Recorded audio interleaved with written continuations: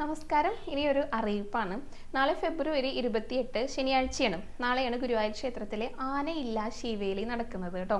ക്ഷേത്രത്തിൽ മുൻപ് ആനയില്ലാതിരുന്ന ഒരു കാലത്തെ ശീവേലിനെ അനുസ്മരിപ്പിക്കുന്നതാണ് ആനയില്ലാ ശീവേലി. ഇത് വർഷത്തിൽ ഒരിക്കലേ ഉണ്ടാകുള്ളൂ. അത് നാളെയാണ് നടക്കുന്നത്. ഫെബ്രുവരി 28 ശനിയാഴ്ച രാവിലത്തെ ശീവേലിയാണ് കേട്ടോ ആനയില്ലാ ശീവേലിയായിട്ട് നടത്തുന്നത്. പിന്നത്തെ ഒരു പ്രധാനപ്പെട്ട ചടങ്ങ് എന്ന് പറയുന്നത് ആനയോട്ടാണ്. അത് ഉച്ചതിരിഞ്ഞിട്ട് 3 മണിക്കാണ് ഗുരുവായൂർ ക്ഷേത്രോത്സവത്തിന് തുടക്കം കുറിക്കുന്ന ചരിത്ര പ്രസിദ്ധമായിട്ടുള്ള ആനയോട്ടം മഞ്ജുലാൽ പരിസരത്ത് നിന്ന് ആരംഭിക്കുക.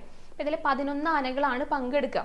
ഇതിൽ നിന്ന് തന്നെ 7 ആനകളിൽ നിന്ന് 3 ആനകളെ നറുക്കെടുപ്പിലൂടെ തിരഞ്ഞെടുക്കും മുന്നിലോടാനായിട്ട്, ഈ ആനയോട്ടത്തിൽ പങ്കെടുക്കാനായിട്ട്. അപ്പോൾ ഈ ആനകളുടെ പേരൊക്കെ ഒന്ന് പറയാം കേട്ടോ.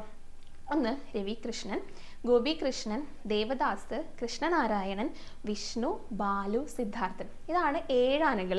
ഇവരിൽ നിന്നാണ് തിരഞ്ഞെടുത്തിട്ട് 3 ആനകളെ തിരഞ്ഞെടുക്കുക മുന്നിൽ ഓടാനായിട്ട്.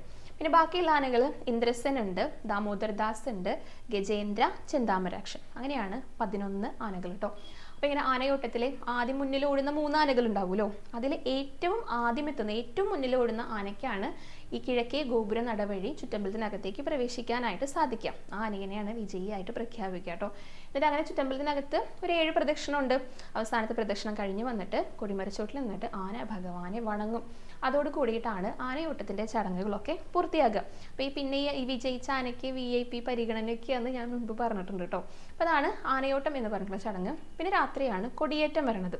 ദീപാരാധനയ്ക്ക് ശേഷമാണ് കൊടിയേറ്റത്തിന്റെ ചടങ്ങുകളൊക്കെ ആരംഭിക്കുക. എന്നിട്ട് രാത്രി കൊടിയേറ്റം നടക്കും. അപ്പോൾ നാളെ നടക്കുന്ന ഏറ്റവും പ്രധാനപ്പെട്ട 3 ചടങ്ങുകളാണ് ഇപ്പോൾ പറഞ്ഞത്.